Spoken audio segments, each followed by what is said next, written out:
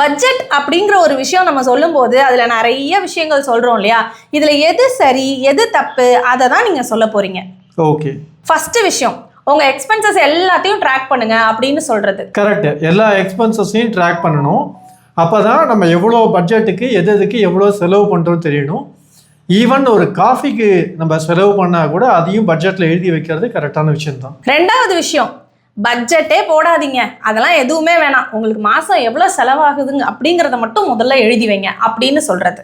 அது கரெக்டு கிடையாது.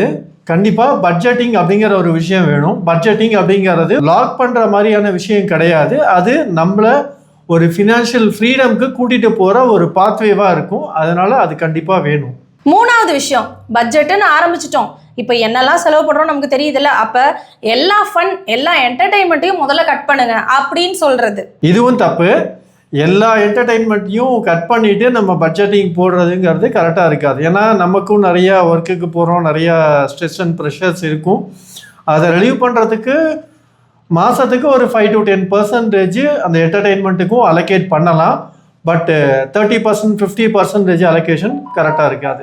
நாலாவது விஷயம், பட்ஜெட் அப்படிங்கிறத முதல்ல பிளான் பண்ணுவோம், அதுக்கப்புறமா நம்ம பொறுமையாக பார்த்துக்கலாம், அது அப்படியே இருக்கட்டும், அதை மறந்துடுங்க.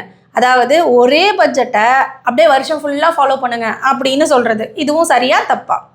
இதுவும் தப்பு. இது மாதிரியும் பண்ணக்கூடாது. ஏன்னா ஜனவரியில் ஆரம்பிக்கிற பட்ஜெட்டை டிசம்பர் வரைக்கும் சேம் பட்ஜெட் அப்படியே கொண்டு போனோம்னா நடுவில் நம்மளுடைய எக்ஸ்பென்சஸ் ஏறலாம், இல்லை இன்க்ரிமெண்ட் நம்மளுடைய இன்கம் ஏறலாம். ஸோ அதை ஒரு பீரியாடிக்கலாக அதை ரிவ்யூ பண்ணிக்கிட்டே இருக்கிறது தான் நல்லது. அதே போல் இன்ட்ரெஸ்ட் ரேட்டு சேஞ்சஸ் ஆகிறதா இருக்கலாம், இன்ஃப்ளேஷன் மூலமாக நம்மளுடைய எக்ஸ்பென்சஸ் கூட கிடையாது ஆகிறது போல் இருக்கலாம்.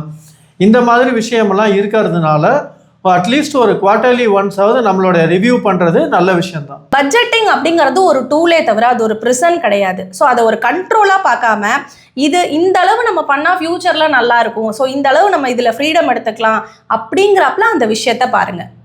மணி மேனேஜ்மெண்ட் அப்படின்னு வரும்போது ஃபஸ்ட்டு ஸ்டெப்பே பட்ஜெட்டிங் தான் நம்ம எல்லாருமே சொல்லுவோம். உங்களுக்கு உங்களோட பட்ஜெட்டிங் ரிலேட்டடாக ஏதாவது கைடன்ஸ் தேவைப்பட்டது அப்படின்னா ஸ்க்ரீனில் தெரிகிற நம்பருக்கு காண்டாக்ட் பண்ணுங்கள், இல்லைனா அதே நம்பருக்கு பட்ஜெட் அப்படின்னு வாட்ஸ்அப் பண்ணுங்கள்.